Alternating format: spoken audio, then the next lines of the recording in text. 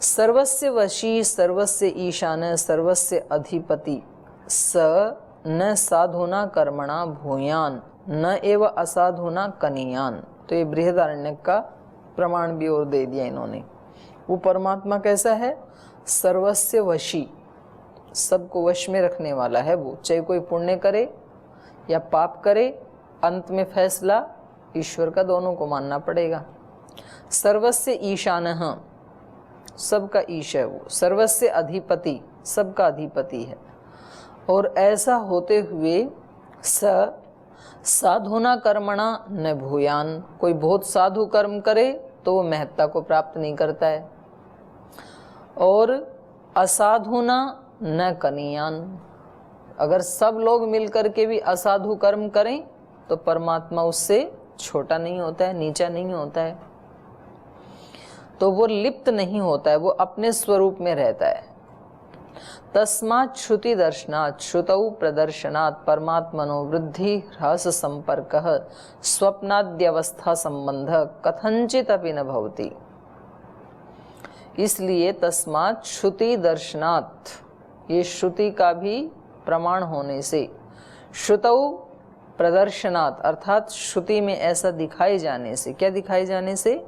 परमात्मना वृद्धि ह्रास संपर्कः, वृद्धि ह्रास से परमात्मा का संबंध, और स्वप्नादि अवस्था संबंध कथंचित अपि न भवति, किसी भी अवस्था से वो लिप्त नहीं होता है। प्रकृति तावत्वं ही प्रतिषेधति ततो ब्रवीति च भूयः।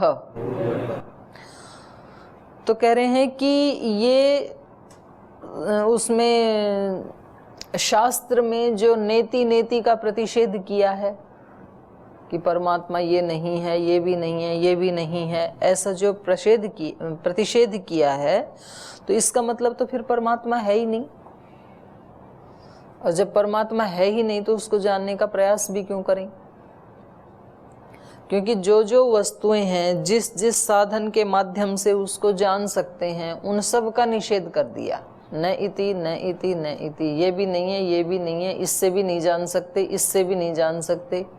तो इसका अभिप्राय तो ये हुआ कि वो परमात्मा किसी भी साधन से जाना जा सकता ही नहीं है। और जब वो जाना जा सकता ही नहीं है तो फिर तो प्रयास भी क्यों करें? जब खुद श्रुति प्रमाण ही उसका निषेध कर रही है तो फिर तो कोई साधना आदि क्यों करे? तो उसके उत्तर में ये कह रहे हैं, प्रकृत एतावत्वम ही प्रतिषेधति। वो जो नेति नेति का प्रकृत उपदेश है उसमें ईश्वर की एतावत्ता को, इयत्ता को प्रतिषेध किया गया है कि वो इतना नहीं है। उसकी एतावत्ता या इयत्ता का प्रतिषेध किया है। ततः ब्रवीति च भूय, उससे वो क्या बताना चाह रहे हैं निषेध से? ततः उस निषेध से बताना चाह रहे हैं भूय ब्रवीति, उसकी महानता को बताना चाह रहे हैं कि वो इतना ही नहीं है।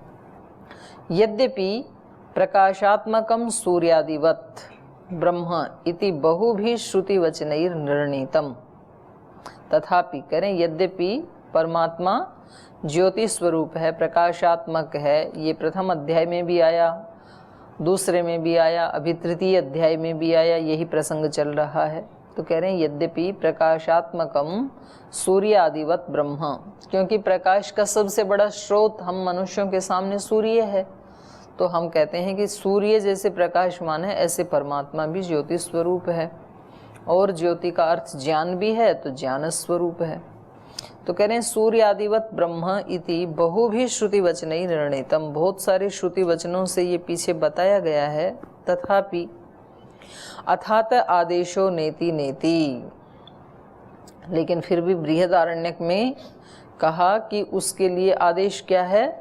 नेति नेति। इत्यत्र नेति नेति वचने श्रुति प्रतिषेधति, ब्रह्म ही प्रकृतम तत्र ब्रह्म ही श्रुति प्रतिषेधति भ्रमः स्यात् तद अपनयनाय खलु उच्यते यत् प्रकृतं ब्रह्म न प्रतिषेधति किंतु प्रकृत एतावत्वं प्रकृतस्य ब्राह्मणः एतावत्वं प्रतिषेधति।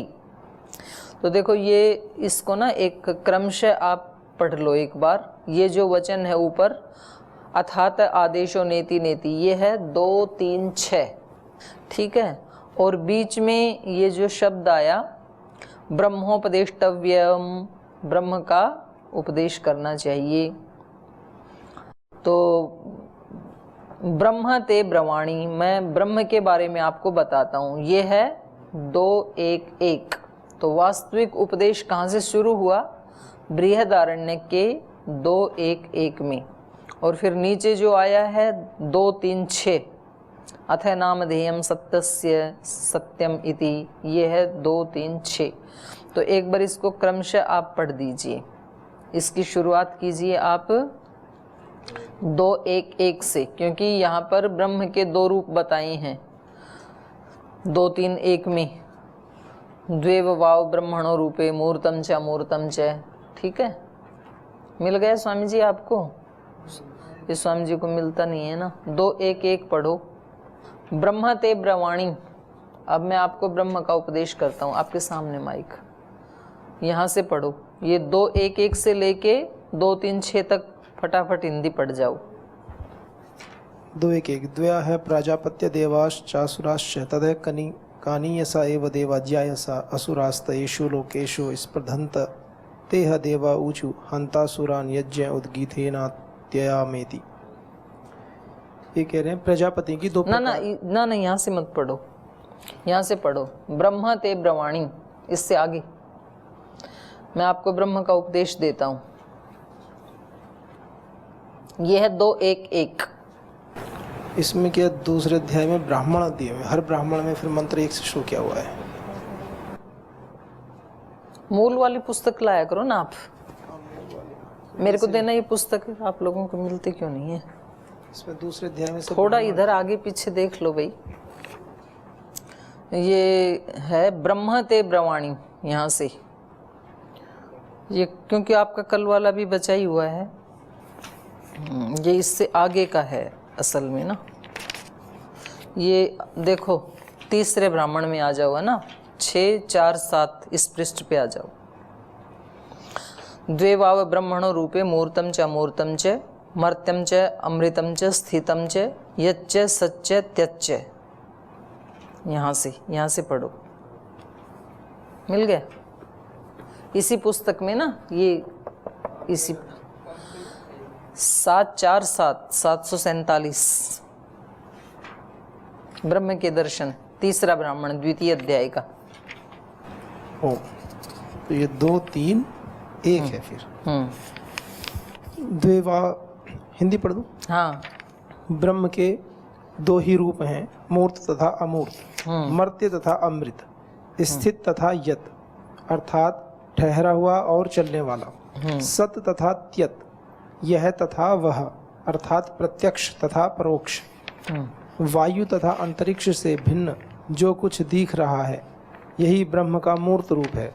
यही तो देखो अब आप इसको मतलब ध्यान देना, वायु और अंतरिक्ष, इससे भिन्न जो है वो तो मूर्त है। अर्थापत्ति से क्या आया? वायु और अंतरिक्ष अमूर्त रूप है, क्योंकि पृथ्वी आदि को मूर्त रूप बता दिया और इनको अमूर्त बता दिया। यही मर्त्य रूप है, यही स्थित रूप है, यही सदरूप है, प्रत्यक्ष रूप है।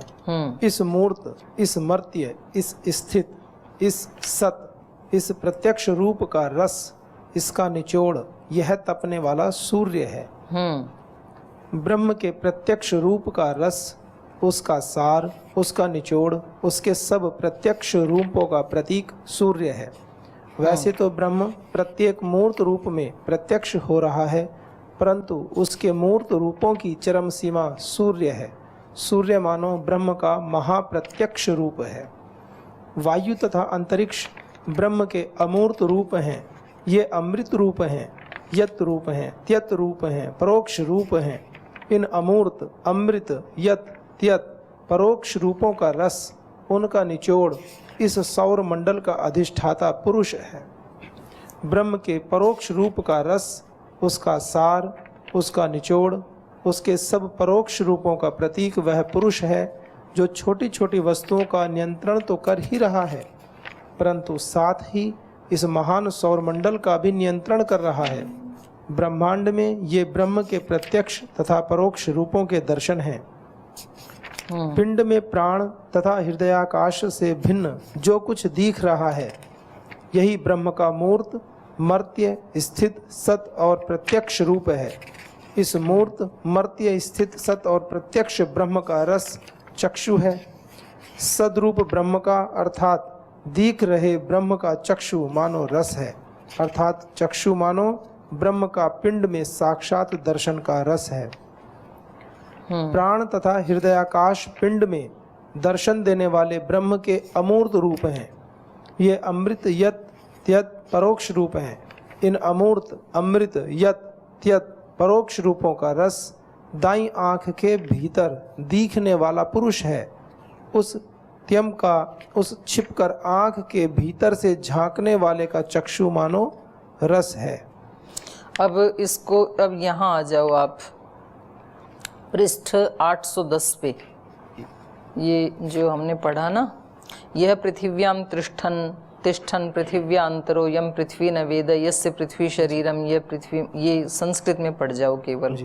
यह पृथिव्याम तिष्ठन पृथिव्यांतरो यम पृथ्वी न वेद यस्य पृथ्वी शरीरम, यह पृथ्वीमंतरो यमयति एष त आत्मांतर अंतर्यम्याम अमृतः, अंतर्यामी अमृतः। यो अप्सु तिष्ठन् अद्भ्योऽन्तरो यम आपो न विदुः यस्य आपः शरीरम, यो अपो अनंतरो यमयति एष त आत्मा अंतर्यामी अमृतः। यो अग्नौ तिष्ठन् अग्निरन्तरो यम अग्निर्न वेद यस्य अग्निः शरीरम, यो अग्निमन्तरो यमयति एष त आत्मा अंतर्यामी अमृतः।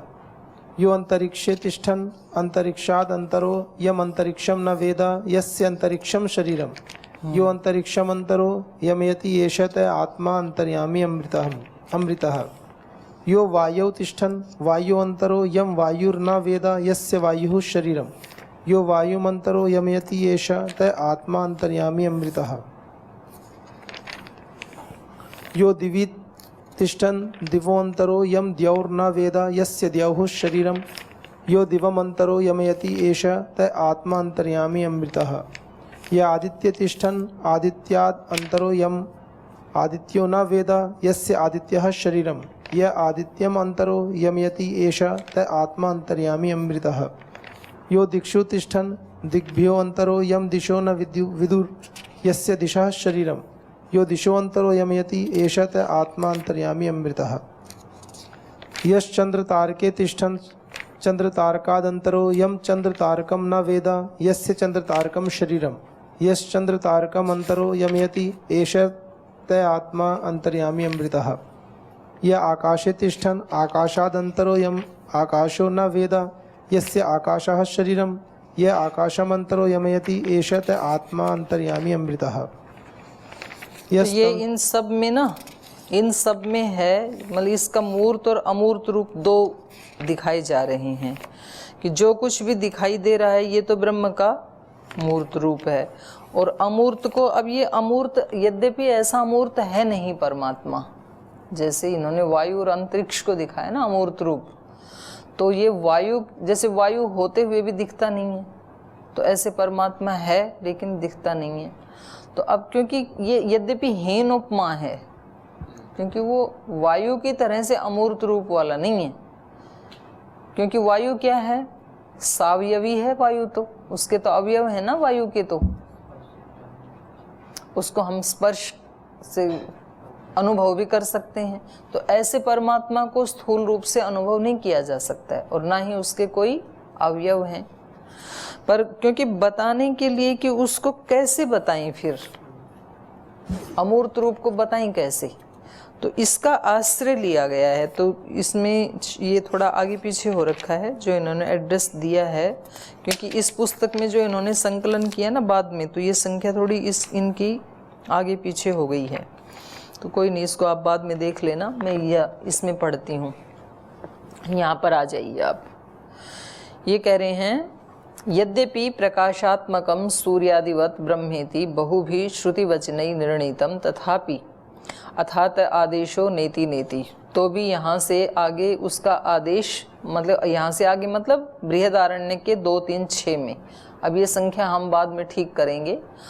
यहाँ से इत्यत्र नेति नेति वचने श्रुति प्रतिषेधति, नेति नेति इस वचन से श्रुति प्रतिषेध कर रही है कि वो ऐसा नहीं है। कह रहे हैं ब्रह्म ही प्रकृतम तत् ब्रह्म ही श्रुति प्रतिषेधति इति भ्रमः स्यात्। तो जैसे मैंने पहले बताया कि यहाँ पर क्योंकि ब्रह्म का प्रकरण चल रहा है, इसकी स्टार्टिंग यहाँ से हो रही है ना, ये जो यहाँ बताया है 2:1:1 ब्रह्म ते ब्रवाणी, अब मैं आपको ब्रह्म का उपदेश करता हूँ। तो यहाँ से किसका प्रसंग शुरू हो गया? ब्रह्म का। तो प्रसंग क्योंकि ब्रह्म का चल रहा है, और ये जो नेति नेति का उपदेश है ये है 2, 3, 6 उससे आगे। तो इसका मतलब है कि जिसका प्रसंग चल रहा था उसी का तो निषेध किया जा रहा है। तो झट से स्थूल रूप से व्यक्ति के दिमाग में ये आता है कि ये ब्रह्म का ही निषेध कर रहे हैं, ठीक है। तो उसको ये स्पष्ट कर रहे हैं, ये कह रहे हैं इत्यत्र नेति नेति वचने, ये जो नेति नेति वचन है श्रुति का, श्रुति प्रतिषेधति, इस वचन से श्रुति प्रतिषेध कर रही है। ब्रह्म ही प्रकृतम, क्योंकि प्रतिषेध किसका किया जाएगा? जब प्रकृत चल रहा है प्रकरण, उसी का तो प्रतिषेध होगा।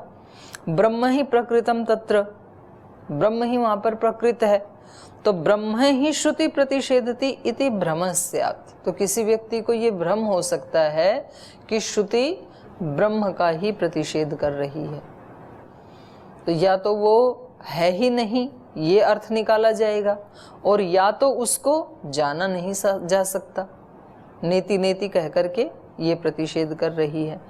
तो कह रहे हैं तद अपनयनाय खलु उच्यते, ऐसा किसी को भ्रम ना हो, उस भ्रम को हटाने के लिए ये कहा जा रहा है कि नेति नेति का अर्थ वो नहीं है जो आपने समझ लिया, ब्रह्म का निषेध वो अर्थ नहीं है, बल्कि यत प्रकृतम ब्रह्म न प्रतिषेधति, जो प्रकृत ब्रह्म है उसका श्रुति प्रतिषेध नहीं कर रही है नेति नेति से, बल्कि प्रकृत एतावत्वम, प्रकृतस्य ब्रह्मण एतावत्वम प्रतिषेधति, बल्कि श्रुति क्या कर रही है? जो प्रकृत ब्रह्म है उसकी एतावत्ता का प्रतिषेध कर रही है। जैसे मूर्त अमूर्त रूप में अब इनकी मजबूरी है कि मूर्त अमूर्त रूप कैसे बताएं, तो अमूर्त के लिए इन्होंने कह दिया अंतरिक्ष और वायु, लेकिन केवल अंतरिक्ष और वायु जैसे अमूर्त हैं इतना ही और ऐसा ही ब्रह्म भी अमूर्त है, ऐसा नहीं है। तो ये उसकी एतावत्ता, क्योंकि एतावत्ता यदि हमने इतनी ही मान ली तो फिर तो ब्रह्म जाना ही गया। तो कह रहे नहीं, वहां पर नेति नेति कह करके ये कहा गया है कि उसकी इयत्ता इतनी ही नहीं है जितना अंतरिक्ष है और जितना वायु है, उसका प्रतिषेध किया गया है। प्रकृत एतावत्वम, प्रकृतस्य ब्रह्मण, जो प्रकृत ब्रह्म चल रहा है वहां पर उसका एतावत्वम प्रतिषेधति, नेति नेति इस श्रुति से उसकी एतावत्ता का प्रतिषेध किया गया है। ब्रह्मोपदेष्टव्यम प्रकृतम, ये आगे आ रहा है, ये मतलब यहाँ बाद में आया है, वहाँ पर उपनिषद में तो ये पहले आया है। कह रहे हैं क्योंकि ब्रह्म का तो प्रतिषेध किया ही कैसे जा सकता है, क्योंकि वहाँ से तो प्रसंग शुरू ही हुआ है। प्रसंग क्या कह रहा है? ब्रह्मोपदेष्टव्यम, ब्रह्म का उपदेश होना चाहिए। अब तो ब्रह्म है तभी तो उपदेश होगा, तो श्रुति कैसे उसका प्रतिषेध कर सकती है?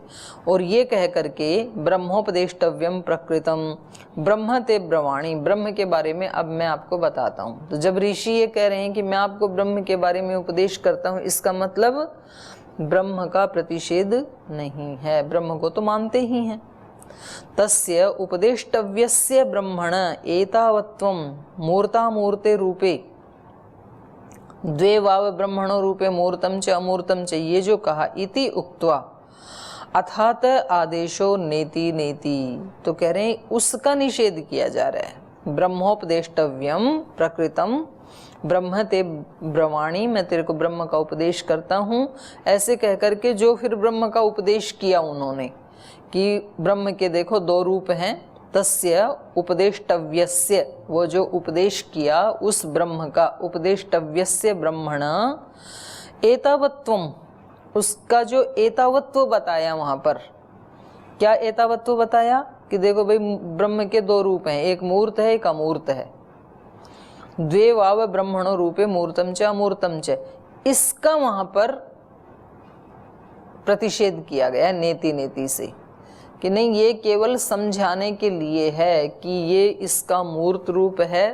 तीन जो भूत बच गए पृथ्वी आदि, और ये इसका अमूर्त रूप है, लेकिन इतना ही उसका मूर्त और अमूर्त रूप है, इसका वहां पर खंडन किया गया है उसकी एतावत्ता का। इति उक्त्वा अथात आदेशो नेति नेति इति प्रतिषेधति तर्हि मूर्तामूर्ते रूपे निरूपण साधने ही एतावत्वं ब्रह्मणः तद एतावत्वं सन्निहितं नेति नेति प्रतिषेधस्य तस्मात् तद एव एतावत्वं प्रतिषेधति।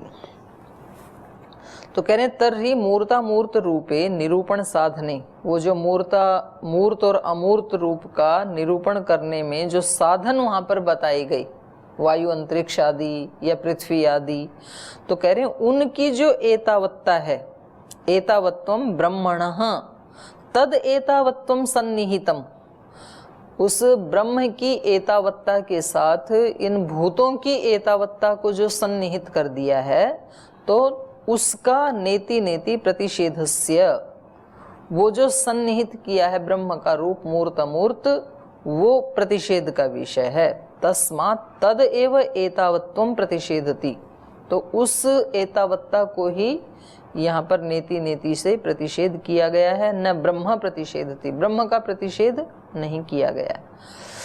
और अन्यच्च ततः च भूय ब्रवीति, तदनंतरम कह रहे नेति नेति का जो प्रतिषेध किया, तदनंतरम माने नेति नेति प्रतिषेध अनंतरम, नेति नेति का प्रतिषेध करके पुनः तद ब्रह्मोपदिश्यति, उसके बाद 2-3-6 में, 2-3-6 में ही नेति नेति कहा और नेति नेति से प्रतिषेध करके फिर आगे कहा पुनः तद ब्रह्मोपदिश्यति, फिर उस ब्रह्म का उपदेश भी किया गया है वहां पर।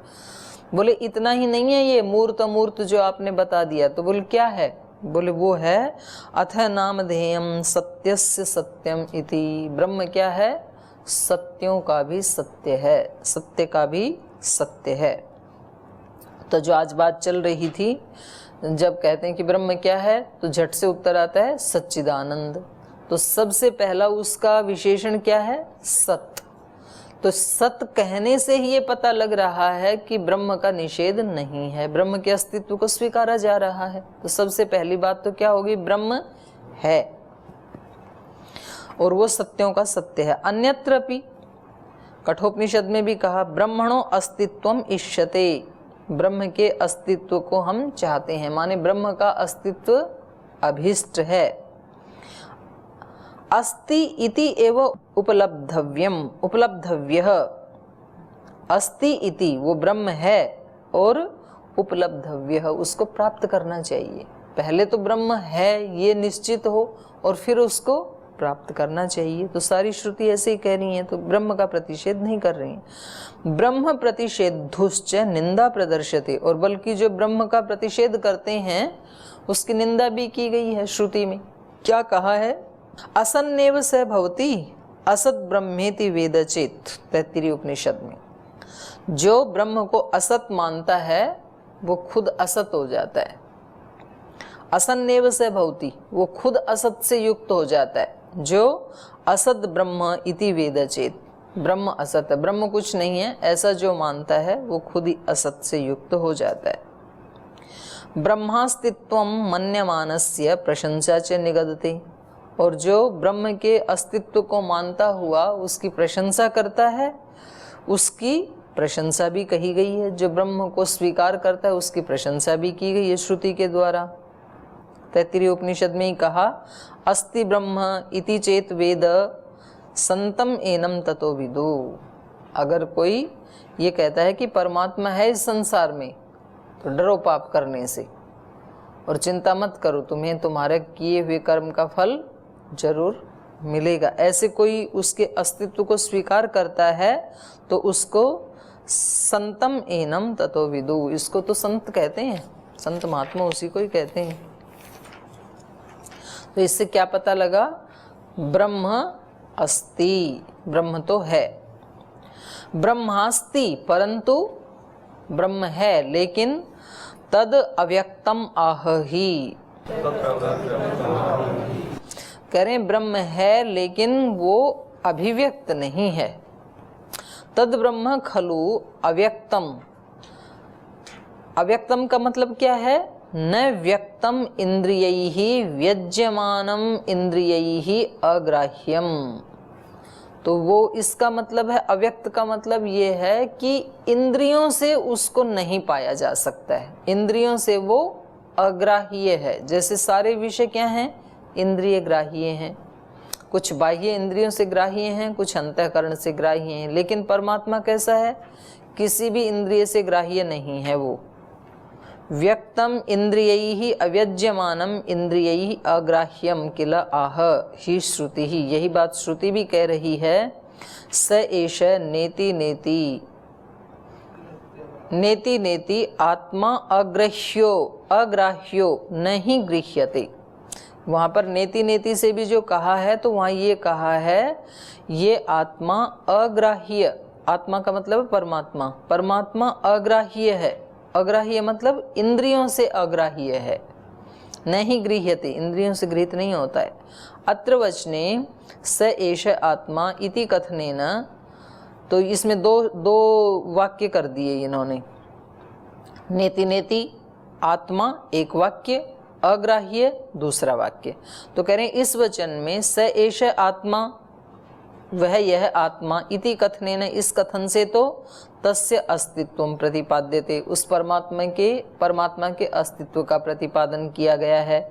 और अग्रह्यो नहीं गृह्यते, वो अग्राह्य है, गृहित नहीं होता। इति वचनेन इस वचन से तस्य अव्यक्तत्वम प्रोच्यते, उसके अव्यक्तत्व को बताया गया है कि इंद्रियों से उसको अभिव्यक्त नहीं किया जा सकता। अन्यत्र भी, और अन्यत्र भी इस बात को कहा है मुंडक उपनिषद में भी, न चक्षुषा गृह्यते नापि वाचा न अन्यैर्देवैहि, उसको ना चक्षु से आप देख सकते हैं, ना वाणी से आप उसको बोल सकते हैं या जान सकते हैं, और न अन्यैर्देवैहि, ना अन्य किसी भी इंद्रिय से। तो परमात्मा तो है लेकिन परमात्मा इंद्रियों से अभिव्यक्त नहीं किया जा सकता है, ये वहाँ पर नेति नेति से निषेध किया गया है। तो आज इतना ही रखते हैं, समय हो गया। ओम